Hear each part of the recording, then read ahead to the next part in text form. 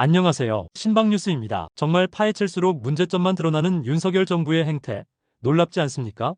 아주 수상한 방식으로 캄보디아에 무려 648억 원이 넘는 공적 개발 원조 ODA 예산을 편성했다는 사실이 밝혀졌습니다.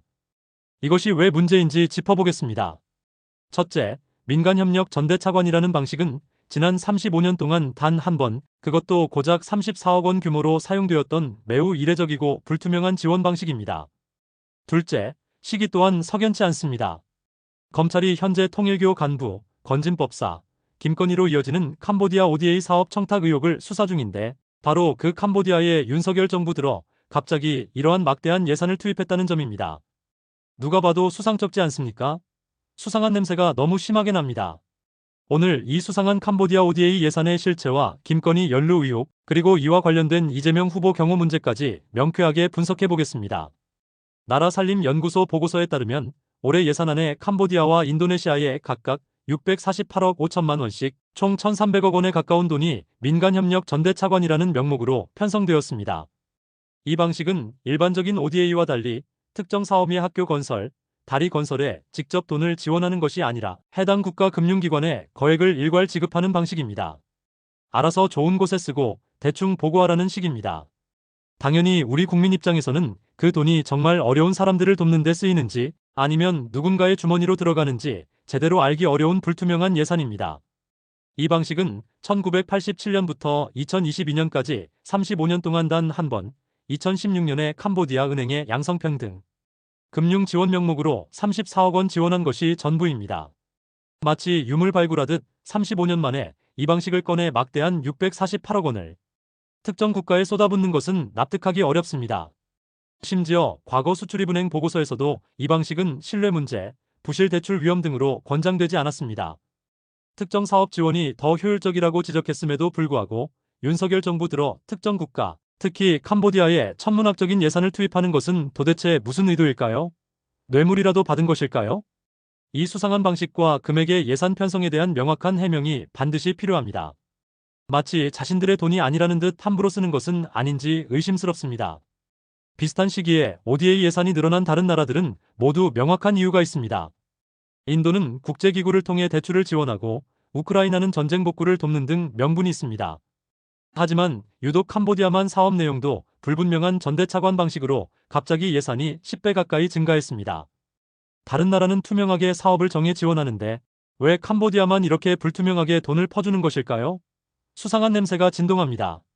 이 수상한 냄새의 원인은 어디일까요? 최근 검찰 수사에서 의미심장한 연결고리가 포착되고 있습니다. 바로 김건희와 그 친구 건진법사, 그리고 통일교입니다. 얼마 전 건진법사 전성배 자택에서 발견된 관본권 5천만 원. 수사 과정에서 또 다른 충격적인 사실이 드러났습니다. 통일교 전 고위 간부 윤 씨가 건진법사를 통해 김건희에게 캄보디아 ODA 사업을 청탁했다는 의혹입니다. 통일교 간부 윤 씨가 김건희에게 접근하려고 6천만 원짜리 명품 목걸이를 건진법사를 통해 전달하려 한 정황이 포착되었습니다. 마치 대가성이 있는 것처럼 통일교 간부가 영부인에게 고가의 선물을 주려 한 이유는 무엇일까요? 캄보디아 ODA 예산을 늘려주면 목걸이를 주겠다는 거래가 있었던 것은 아닐까요? 더 놀라운 것은 통일교 간부 윤 씨와 건진법사 대화 녹취록에 김건희 회사, 코바나 컨텐츠 후원과 대통령 관저, 이전 공사 수익 배분 논란을 일으켰던 히림종합건축사무소 이름까지 등장했다는 것입니다. 히림건축은 2017년부터 캄보디아에서 여러 개발 사업을 해왔습니다. 통일교 간부가 캄보디아 독재자 훈센 인맥을 활용하고 국내 비선 실세인 건진법사와 히림건축을 동원해 김건희에게 6천만 원짜리 명품 목걸이 로비를 한 후 캄보디아 ODA 예산 648억 원을 불투명한 방식으로 확보하려 한 시나리오가 아니냐는 의혹이 제기됩니다. 2022년 11월 김건희가 동남아 순방 중 유독 캄보디아에서 단독 일정을 잡고 심장 질환을 앓는 캄보디아 아동의 집을 방문했던 것도 수상합니다. 당시 오드리 헵번을 따라 했다거나 빈곤 포르노라는 비판이 쏟아졌습니다. 왜 하필 캄보디아였을까요? 왜 그 시점에 그런 선행 이미지 연출이 필요했을까요?